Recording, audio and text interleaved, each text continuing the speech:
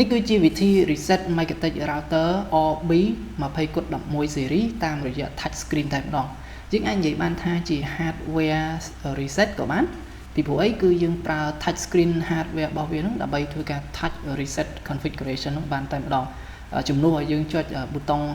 hard reset ប៊ូតុងណាអញ្ចឹង hard reset ប៊ូតុងអាចនឹងពិបាក reset សម្រាប់ router model មួយនេះ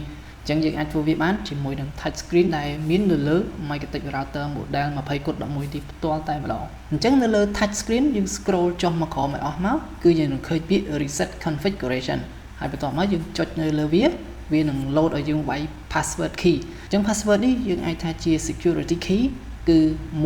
2 3 និង 4ដោយសារតែ touch screen របស់វាគឺពិបាកចុចបន្តិចហើយដោយសារវាអត់សូវស៊ីជាមួយនឹងកញ្ចក់ដៃទេហើយណាមួយដោយសារវាចាស់ទៀតអញ្ចឹងពិបាកចុចមែនតើដូចនៅក្នុងវីដេអូនេះអញ្ចឹង key របស់វាគឺ1 2 3 4ហើយបន្ទាប់មកចុច enter ហើយបន្ទាប់មកគឺយើងចុច enter អញ្ចឹង enter គឺ arrow key ដែលមានកាច់ណាហ្នឹងគឺយើងចុច enter ហើយអញ្ចឹងបន្ទាប់ពី enter វានឹងធ្វើការ reboot ដើម្បី reset configuration ហើយនឹង load នៅ default configuration file អញ្ចឹងនៅក្នុងរូបភាពមួយនេះគឺវាកំពុងតែធ្វើការ start up នៅ default configuration របស់វាមកគឺ starting service ហើយយើងរងចាំវាបន្តិចឥឡូវនេះខ្ញុំមើល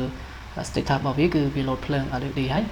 អូខេអញ្ចឹងចេញបែបនេះគឺវារួចរាល់ហើយគឺនៅលើ touch screen នេះយើងនឹងឃើញនៅ default នៅ username admin ហើយ password គឺ blank ហើយជាមួយនឹង local IP គឺ 192.168.1 អូខេអញ្ចឹង IP មួយនេះគឺយើងប្រើសម្រាប់ lock ចូលវាជាមួយនឹង Winbox បានហើយឥឡូវនេះយើងធ្វើការដោតខ្សែ network cable យើងដោត port មួយនេះក៏បានដែរដូចខ្ញុំដោត port លេខ2អញ្ចឹងយើងដោតមកខាងទៀតយើងចូល computer laptop របស់យើងហើយយើងបើកវាជាមួយនឹង Winbox អូខេ Winbox គឺ default គឺវាអត់មាន password ទេ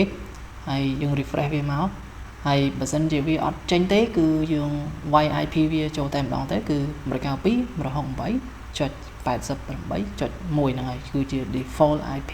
router របស់ Microtik អញ្ចឹង Winbox នៅលើ computer របស់យើងព្យាយាម refresh វាមកហើយបើសិនជា refresh អត់ចេញទេយើងអាចធ្វើការ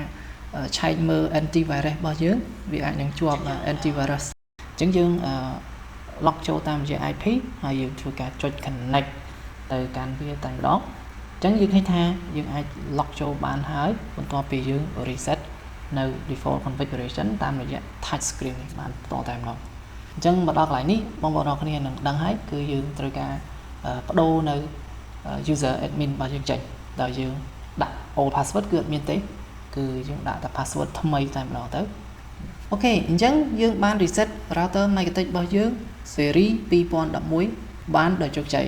បើសិនជាការចែកម្លែកមួយនេះមានប្រយោជន៍ដល់អ្នកទាំងអស់គ្នាសូមជួយចុច like subscribe ម្នាក់មួយផងអរគុណ